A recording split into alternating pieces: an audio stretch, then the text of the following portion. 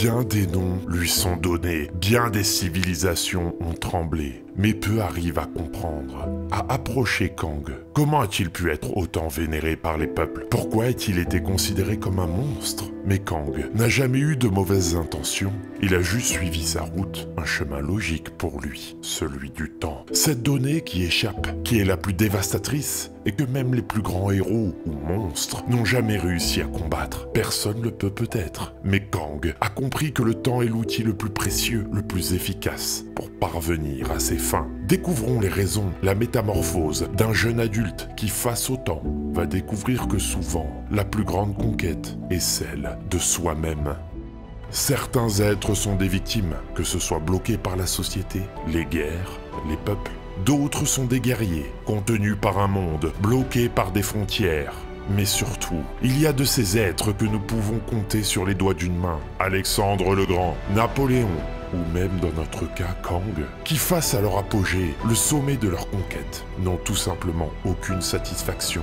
Un regard qui s'humidifie, des larmes qui sont versées, les vrais conquérants pleurent. Mais pourquoi tomber dans la tristesse face au triomphe? Parce que ces êtres savent au plus profond d'eux-mêmes qu'il n'y a pas de plus grande source de tristesse, de plus grande déception que de savoir qu'il y a encore tant d'espace, tant de mondes qui existent et qu'ils sont tous à conquérir et qu'ils ne pourront jamais devenir les maîtres de l'univers. Mais revenons au centre, au nœud de cet espace-temps, origine d'un changement qui bouleversera le passé, le présent et le futur.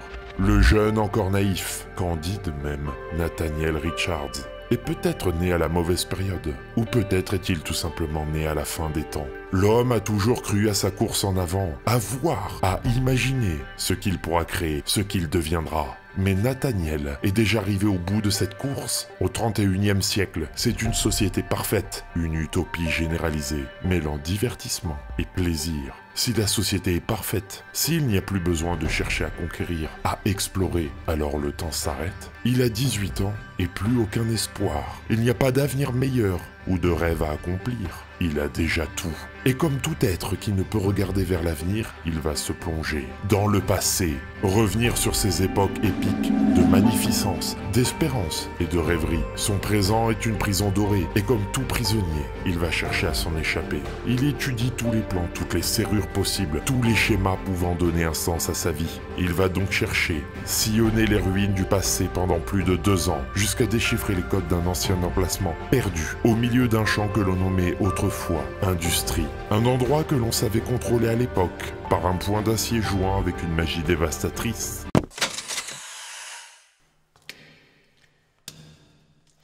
Une odeur de vieillerie, de poussière, une nouvelle fragrance pour Nathaniel dans cet endroit détruit par le temps. Il n'avait jamais vu quelque chose qui pouvait vieillir, et ce qu'il apercevait était magnifique. La bibliothèque de Victor Von Doom, vestige du passé, lieu de savoir à portée de main. Mais la magie ancienne n'est pas morte. Le passé sait se défendre, une protection qui va tuer Nathaniel. Qui est cet homme étrange qui vient en aide? Que fait-il avec cette arme? Détruisant avec facilité ce robot, il explose, ouvre un portail renvoyant au XXe siècle la créature à son créateur. Mais qui es-tu? Je suis celui qui connaît plus que tu ne peux l'imaginer, Nathaniel. Comment connais-tu mon nom? Une question stupide pour un être que je pensais plus évolué. Nathaniel, montrant les livres de la connaissance, pour lui, c'est le libérateur du savoir passé, l'histoire secrète du monde. Il venait peut-être de trouver la réponse à ce futur insipide, dénué d'espoir, dans cette bibliothèque. Mais pour ce mystérieux étranger, quoi de plus drôle, quoi de plus embarrassant, de croire aveuglément aux livres? Ces morceaux de papier sont les endroits les plus faciles pour cacher des mensonges, des récits tronqués à travers les pages. Il y a de ceux qui lisent l'histoire et de ceux qui la font. Nathaniel se montre de plus en plus intéressé et fasciné. Il a soif de connaissances, de vérité, de se plonger dans cette histoire. Mais qui est vraiment cet étranger? À une question, il peut exister des milliers de réponses. Le conquérant, l'éternel, le pharaon de Ramatout, l'immortel. Il les a tous été, et il le sera encore. Mais il n'y a vraiment qu'une seule réponse qui compte. À la fin des fins, je suis Kang. Mais au tout début, j'étais toi. Un champ des possibles, une opportunité inédite pour Nathaniel, qui avec cette main tendue, cette proposition, va pouvoir découvrir les secrets de l'humanité. Il va pouvoir essayer de vaincre toutes ses frustrations et impuissances face au monde actuel vide de sens. Et c'est ainsi, même si tout paraissait complètement fou, dépassant l'imagination, que Nathaniel et Kang traversent le portail ensemble. Exotisme, pureté, la planète à son état d'origine. Bienvenue à la fin du monde, mon garçon. Exactement 1 an avant son extinction par un astéroïde. 1 an donc pour Nathaniel pour devenir le nouveau Kang. Effrayant avec un délai si court, mais c'est la première leçon. Le temps ne veut absolument rien dire pour Kang. C'est ainsi que les jours puis les mois passent, apprenant les rudiments pour survivre, naviguant d'époques charnières en souvenirs passés, montrant les échecs d'un Kang à travers les âges, sa défaite en tant que pharaon, celle contre les Avengers. Toutes servent de leçon. Nathaniel ne pourra pas reproduire les mêmes erreurs. Kang lui apprend à capturer, à tirer, à tuer. Mais Nathaniel découvre une chose qu'il ne pouvait envisager. Ce Kang semble être invincible, apprenant de ses erreurs passées pour toujours aller de l'avant. Mais le conquérant boit beaucoup et révèle que même si le temps est un magnifique outil, cela peut être aussi son pire cauchemar. Revivre en boucle ses erreurs du passé et surtout une erreur en particulier. Une nuit, où plus ivre que de raison, il emmène Nathaniel dans un souvenir oublié, sur une planète lointaine. Kang pleure, regardant une femme mourir, avec un seul mot, un cri portant le nom de Ravonna.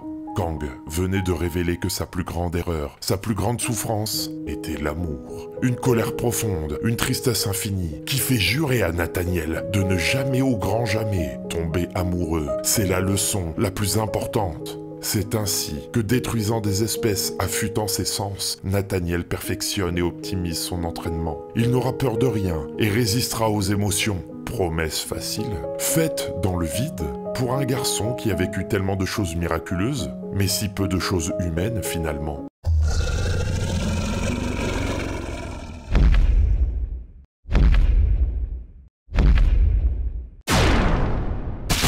Il va récupérer le fruit de sa chasse, mais avec le bruit de son arme, il ne l'avait même pas remarqué. Mais elle était bien là. Vous pouvez vous mentir, mais vous ne pouvez pas trahir vos sens. Un souffle court, des battements de cœur, le toucher de la peau, ce frisson qui parcourt le corps. C'est peut-être ça la guérison du temps. Quand Nathaniel prend cette main, qu'une fraction de seconde semble se transformer en une éternité. Il court avec elle vers son village. C'est finalement ce qu'il était venu chercher. La vie des humains dans le passé.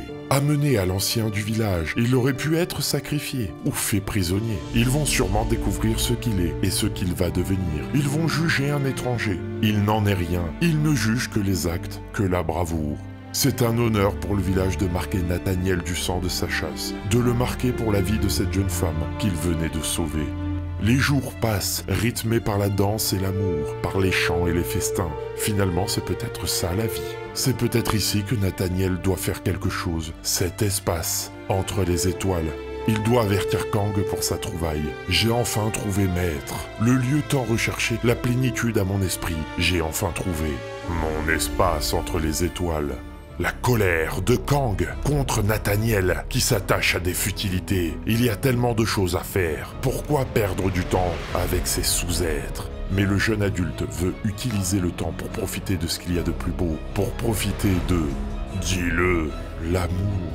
Puisqu'il ne veut pas comprendre, la leçon sera plus brutale. Kang le fera et il sera sans pitié. Une boucherie. Le sang jaillit jusqu'au visage de Nathaniel, qui regarde avec impuissance les corps se déchiqueter, les membres voler. Des personnes qui l'ont accepté tel qu'il était, sans le juger. C'est une horreur.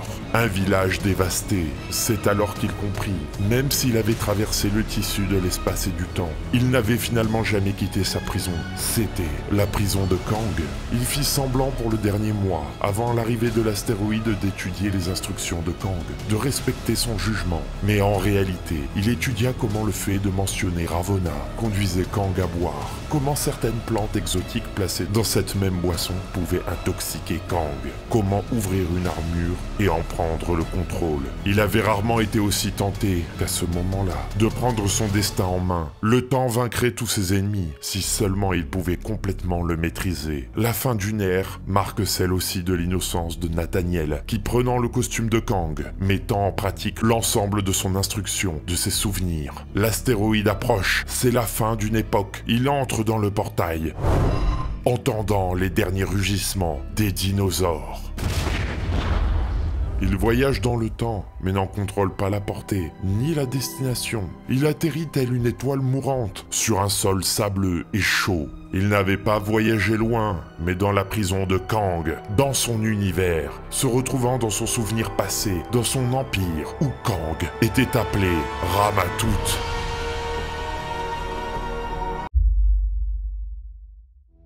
Cette histoire nous montre qu'il n'y a rien de plus fort, de plus puissant que le temps. Kang a montré à Nathaniel que entre ses mains, c'est un outil d'une puissance infinie. Qu'avec le temps, peu importe votre puissance, peu importe vos faiblesses, seul le temps est le réel pouvoir. Mais Nathaniel a compris une chose, si celui-ci est extrêmement puissant, il est également très dangereux et horrible. La moindre erreur, le moindre souvenir néfaste sera à revivre pour l'éternité. Ce n'est pas pour rien que beaucoup disent que l'enfer est la répétition. Il y aura une suite à cette histoire. Si celle-ci vous a plu, nous pouvons en discuter ensemble dans les commentaires. Vous pouvez aussi vous abonner. Chaque abonnement vous permet de voyager une fois dans le temps.